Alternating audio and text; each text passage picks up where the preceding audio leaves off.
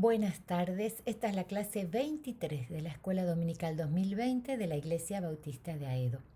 Estamos viendo este proceso de renovación de la vida del redimido y hoy vamos a hablar de la voluntad, que si bien la vimos en la clase nueva, hoy queremos ver cómo es que el Espíritu Santo transforma nuestra fuerza de voluntad. La palabra voluntad en la Biblia es telema, que quiere decir lo que se desea, lo que se quiere. Y Dios, cuando descendió a ver lo que el hombre hacía en Babel, dijo del ser humano: todo lo que se propongan hacer, lo harán. Esa es la capacidad de fuerza que tiene la voluntad. Es una fuerza que dirige las acciones del hombre y es una fuerza casi imparable. La fuerza de voluntad es determinarse a lograr lo que la mente te dice que es bueno para vos. Y como dijimos, es una fuerza libre, no está condicionada previamente, pero depende mucho de los pensamientos y de los sentimientos. Por lo tanto, está condicionada por lo que el hombre piensa. Pero a su vez, la voluntad puede esforzarse para cambiar la manera de pensar, para dejar de pensar en algo y hasta para cambiar pensamientos e ideas. Entonces, lo que uno piensa y siente está muy relacionado con la voluntad, se influyen mutuamente. Y para comprender quiero que veamos, porque esta fuerza de voluntad, que es lo que mueve tu vida, tiene como movimiento 3 momentos previos a la acción. Así que vamos a ver este cuadro.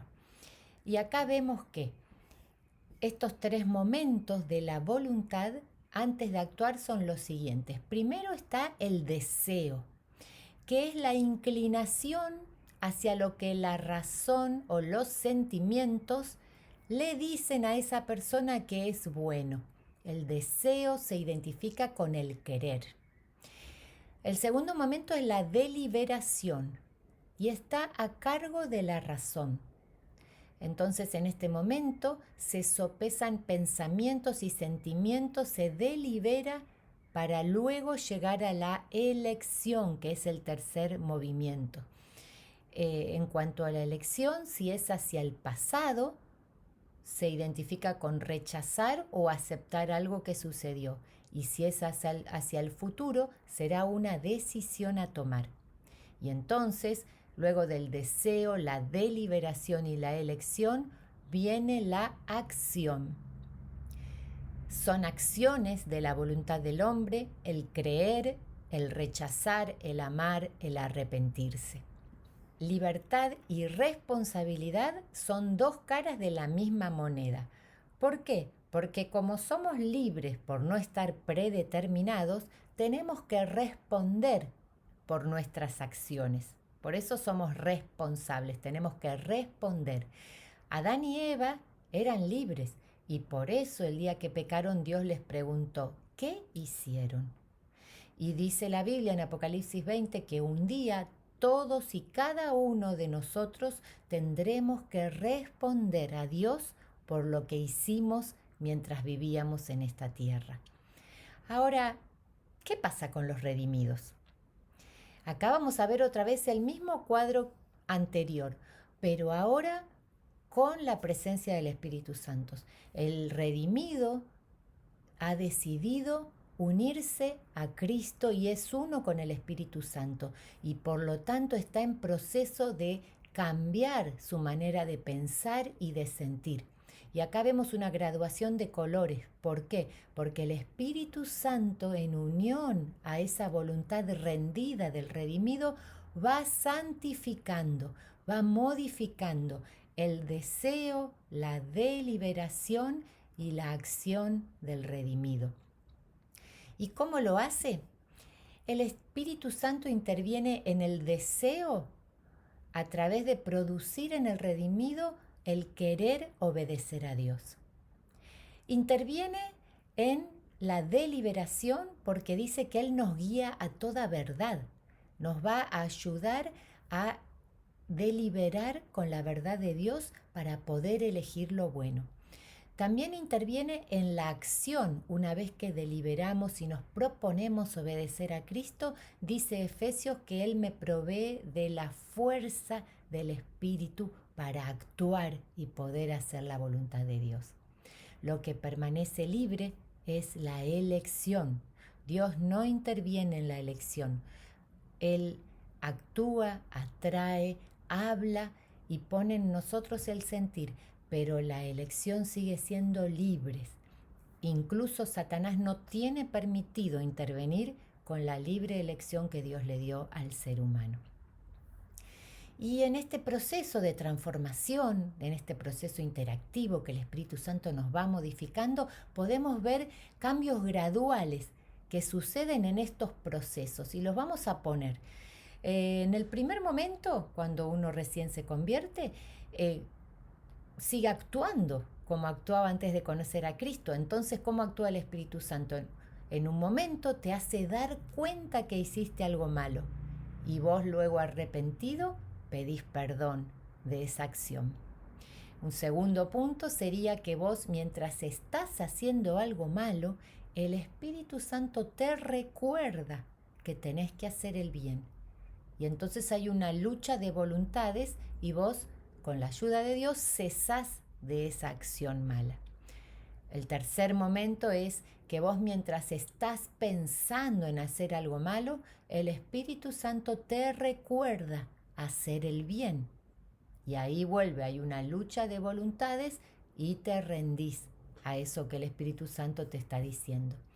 Un cuarto momento en este proceso es cuando vos viene a tu mente una imagen, una idea o un sentimiento de hacer algo malo y en el mismo momento que viene a tu mente el deseo de hacer el mal, viene del Espíritu Santo el deseo de hacer el bien y vos rechazás el pensamiento.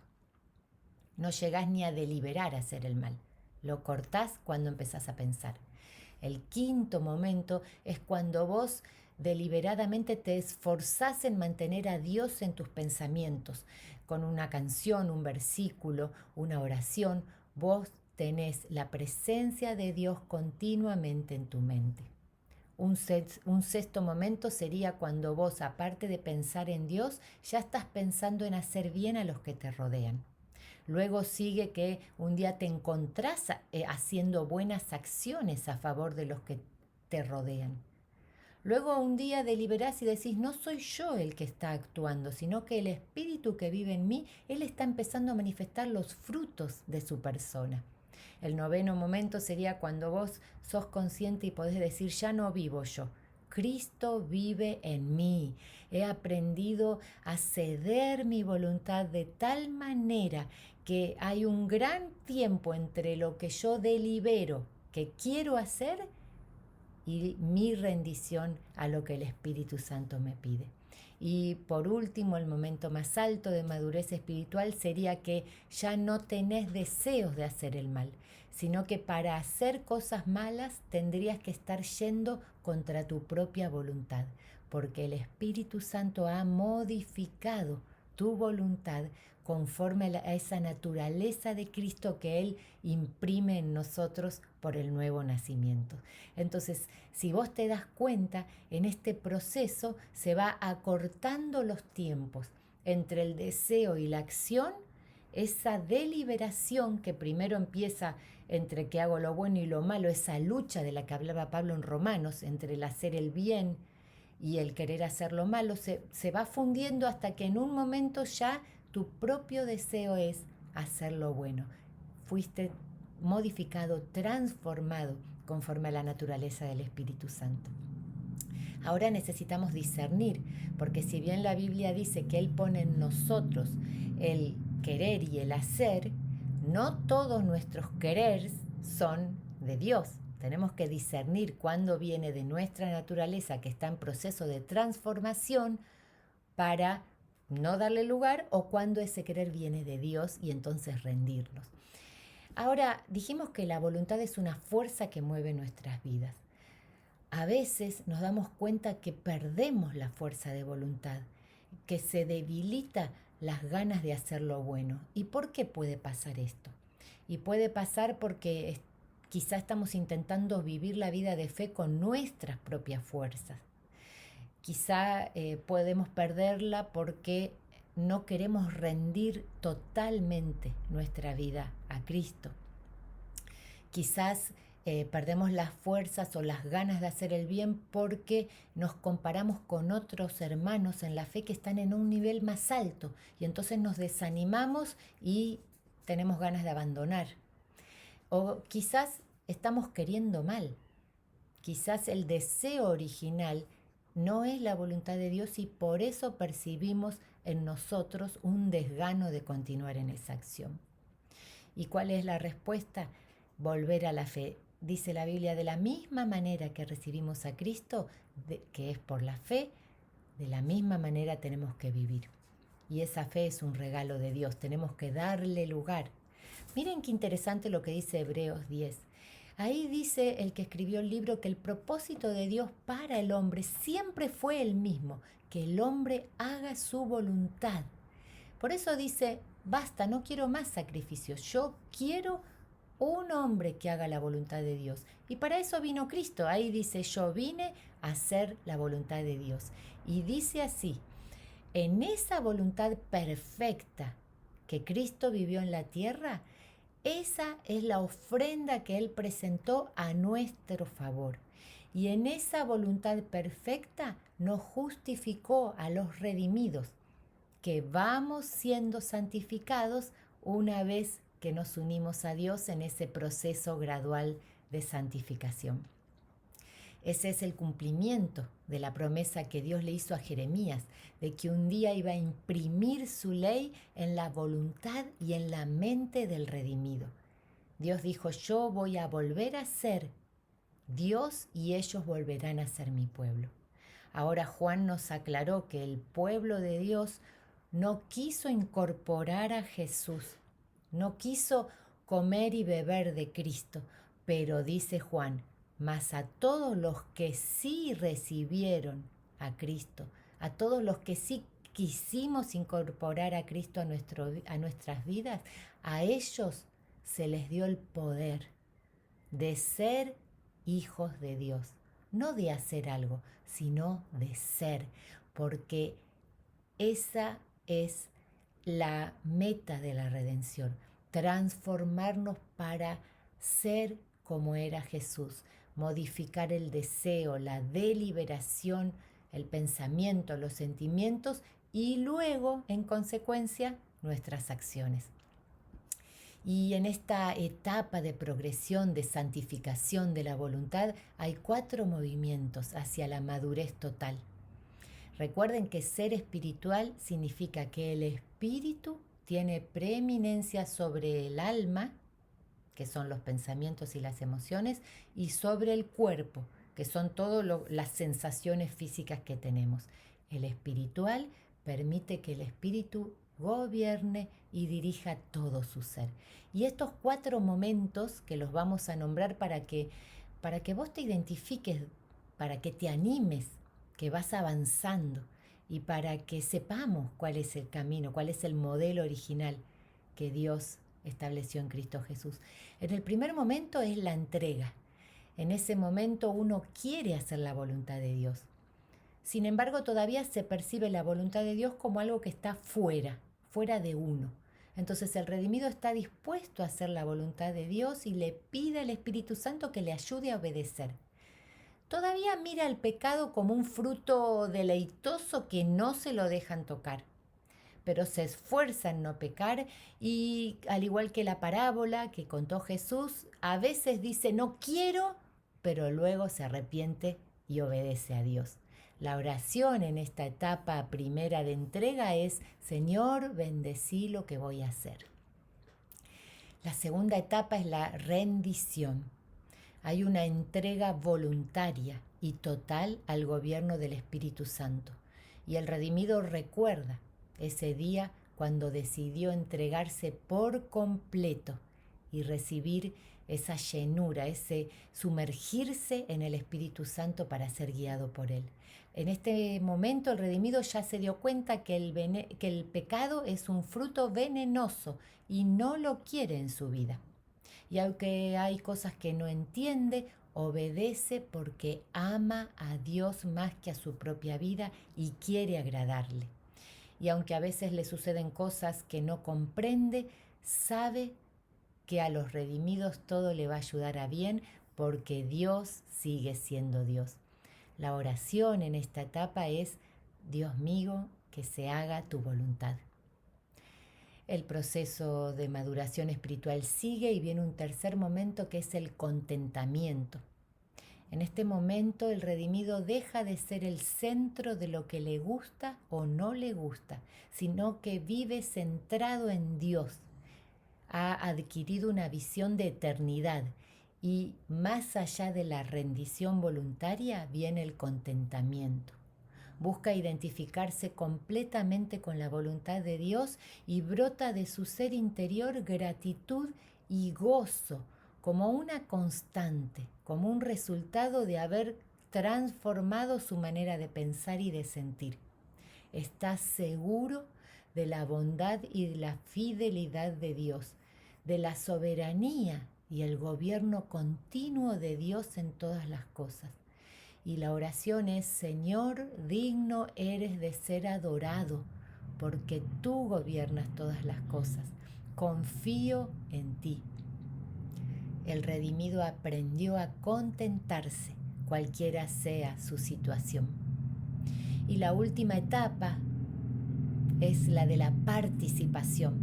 Existen ciertos redimidos que han alcanzado un nivel de madurez y de unidad con el Espíritu Santo tan profundo que ellos participan en forma inteligente y voluntaria del cumplimiento de la voluntad de Dios, pero no solo en su vida, sino que Él sabe que es parte de un plan de Dios eterno que incluye todos los tiempos de eternidad a eternidad.